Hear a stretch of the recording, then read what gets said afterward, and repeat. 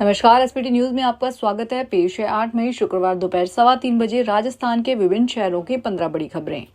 America में राष्ट्रपति Donald Trump की टैरिफ नीति को बड़ा झटका लगा है। अमेरिकी संघीय व्यापार अदालत ने ट्रंप प्रशासन द्वारा लगाए गए वैश्विक आयात शुल्क को खारिज कर दिया है। अदालत ने कहा कि ट्रंप प्रशासन ने 1974 के ट्रेड एक्ट के तहत मिली सीमित शक्तियों का गलत इस्तेमाल किया और कानून से बाहर जाकर 10% आयात अधिभार लगाने की कोशिश की। अमेरिकी कोर्ट ऑफ इंटरनेशनल ट्रेड ने 2-1 के फैसले में कहा कि ट्रंप प्रशासन 1974 के व्यापार अधिनियम की धारा 122 का इस्तेमाल व्यापक व्यापार घाटे और चालू खाते घाटे के आधार पर नहीं कर सकता। जयपुर में एक आईआरएस के बेटे ने फेक डिग्री और जॉब बताकर शादी करा दी। आईआरएस ने बेटे को अमेरिका में जॉब करना बताया। शादी होने के बाद ससुराल में दुल्हन रहने लगी। इस दौरान करीब 2 साल तक उसका पति अमेरिका में जॉब पर नहीं गया। वह घर पर नशे की हालत में रहता। ऐसे में युवती को धोखे का पता चला। धोखे से शादी करने पर पोल खुलने पर मुरलीपुरा थाने में पीड़ित युवती के पिता ने मामला दर्ज करवाया।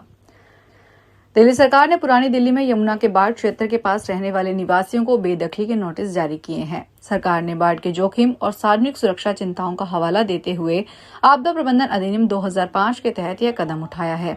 पुरानी दिल्ली के एडिशनल एसपी के नोटिस के अनुसार यमुना बाजार के पास लगभग 310 घरों को दिल्ली विकास प्राधिकरण के स्वामित्व वाली बाढ़ क्षेत्र की जमीन पर अवैध अतिक्रमण के रूप में चिन्हित किया गया है। बॉलीवुड अभिनेता मैं हेल्दी और हैप्पी हूं को लेकर हाल ही में सोशल मीडिया पर एक झूठी खबर तेजी से वायरल हो गई, जिसमें उनके फैंस को चिंता में डाल दिया। इंटरनेट पर कई पोस्ट में दावा किया गया है कि अभिनेता का निधन हो गया है। देखते ही देखते सोशल मीडिया पर शोक संदेशों की बाढ़ आ गई। शक्ति कपूर ने अपने सोशल मीडिया अकाउंट पर एक वीडियो साझा किया, जिसमें वह पूरी तरह से स्वस्थ नजर आए। वीडियो में उन्होंने साफ कहा है कि उनके निधन की खबर पूरी तरह गलत है और लोग ऐसी अफवाहों पर भरोसा न करें। टोंक शहर के वार्ड नंबर 22 के तारण गांव में स्कूली बच्चों से भरी बस गड्ढे और कीचड़ में फंस गई। बस के पलटने जैसे हालात बन गए, जिसमें करीब 40 बच्चों की जान खतरे में पड़ गई। ड्राइवर ने तुरंत बस को नियंत्रित कर वहीं रोक दिया और धीरे धीरे बच्चों को कीचड़ से सुरक्षित बाहर निकाला। इसके बाद बच्चों को दूसरे वाहन से बच्चों को भेजा गया। ग्रामीणों का कहना है कि सड़क पर पानी भरा रहता है और जगह जगह गड्ढों में आए दिन वाहन फंसते रहते हैं। उदयपुर की गोगुंदा थाना पुलिस ने करीब 23 साल पुराने तस्करी के मामले में फरार चल रहे तस्कर को गिरफ्तार किया, जिसकी तलाश पुलिस को साल 2003 से थी। इस आरोपी पर 25,000 रुपए का इनाम भी घोषित था। खास बात यह है कि पुलिस ने फिल्मी स्टाइल में हुलिया बदलकर अपराधी को पकड़ा। थानाधिकारी श्याम सिंह चारण ने बताया कि मुखबिर से सूचना मिली थी कि 25,000 का इनामी बदमाश चौदाराम अपने गांव आया हुआ है।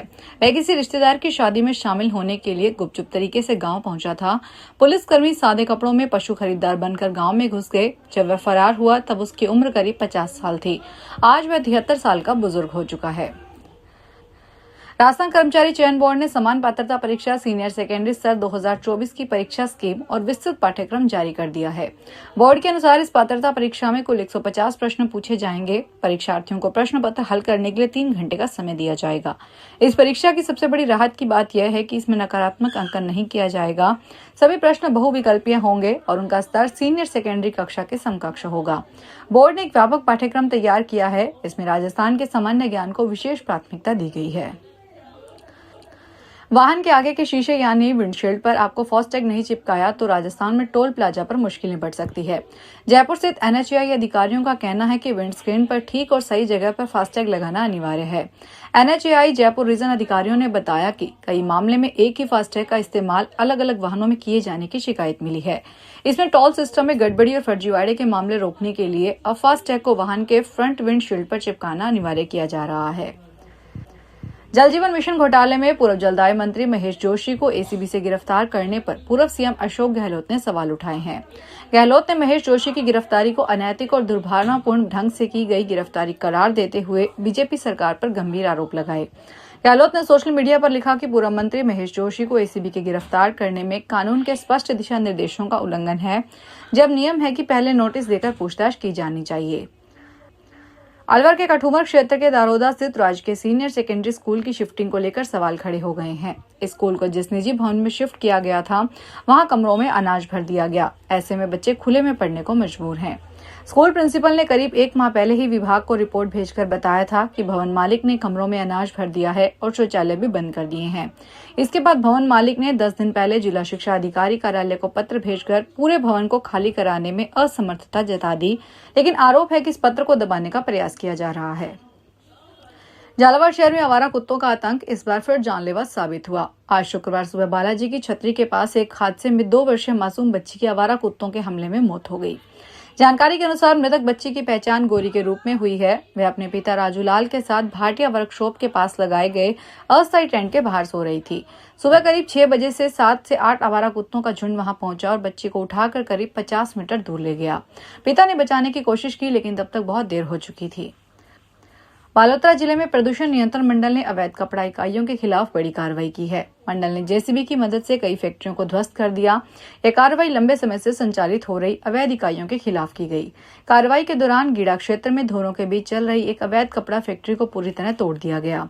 फैक्ट्री परिसर में कपड़े सुखाने के लिए बने लकड़ी के बड़े ढांचे को भी ध्वस्त कर दिया गया। इन इकाइयों से प्रदूषण फैलने की आशंका को देखते हुए मंडल यह कार्रवाई कर रहा है।